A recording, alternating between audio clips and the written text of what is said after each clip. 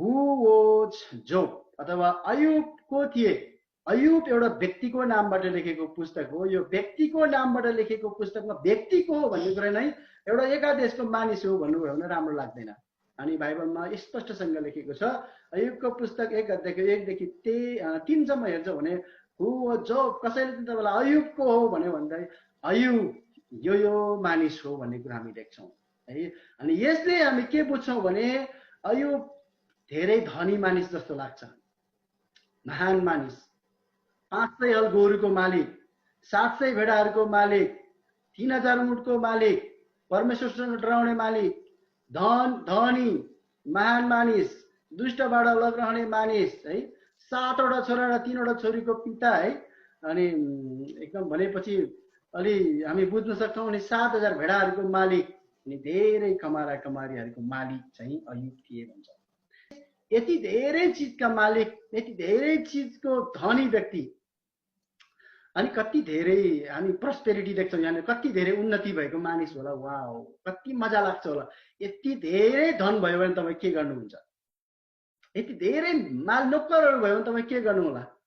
यस्तो धेरै मान सम्मानको इज्जत भएको अनि निर्दोष परमेश्वरमा भय मान्ने यति धेरै ऊँटहरू, यति धेरै भेडाहरू, गधाहरू चाहिँ छोराछोरीहरू आदि इत्यादि प्रशस्त यो लाइफस्टाइल हामी देख्छौँ। यो प्रशस्तताको लाइफस्टाइल है, यो चाहिँ एकदम उन्नति भएको आशिषले भरिपूर्ण भएको लाइफस्टाइल हामी देख्छौँ।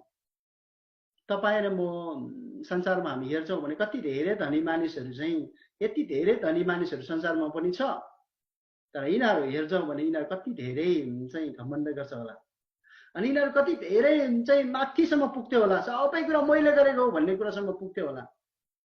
तर हामी यहाँनिर हेर्छौँ भने अयुब चाहिँ सोझो मानिस थिए भन्छ 3 नम्बरमा। अनि यताबाट दुष्टबाट अलग रहने मानिस है, परमेश्वरसँग चाहिँ डराउने मानिस, यो सबै चिज मलाई परमेश्वरले दिनुभएको हो भनेर चाहिँ विश्वास गर्ने मानिस भनेर हामी चिन्छौँ।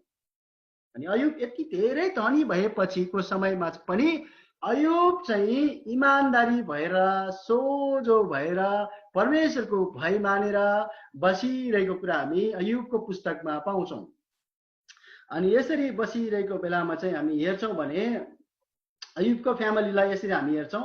अयुबको परिवारमा चाहिँ अयुबको 7वटा छोराहरू, अघि भने जस्तै 3वटा छोरीहरू है। यो भनेपछि पुरानो समयको मानिसहरूमा यो 7 छोरा 3 छोरी भनेको त एकदम मिनिमम नै हो।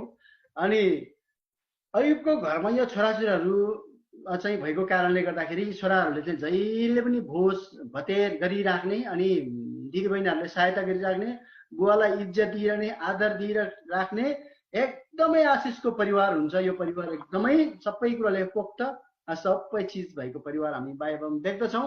अनि यो भोज पश्चात चाहिँ अयुबले सबै बच्चाहरूलाई ल्याएर चाहिँ शुद्धिकरण गर्थे, आशीर्वाद दिन्थे, प्रार्थना गर्दथ्यो।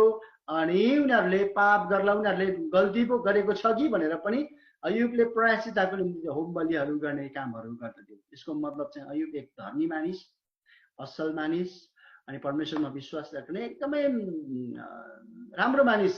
अनि उसले आफ्नो छोराछोरीहरूलाई पनि राम्रै काम गरेको अनि छोराछोरीहरूले चाहिँ बाउलाई आदर गरेको, इज्जत गरिरहेको हामी देख्छौँ फोटोमा। अनि तिनका छोराछोरीहरूले पनि तिनलाई आदर गर्ने काम गर्दथे भन्छ।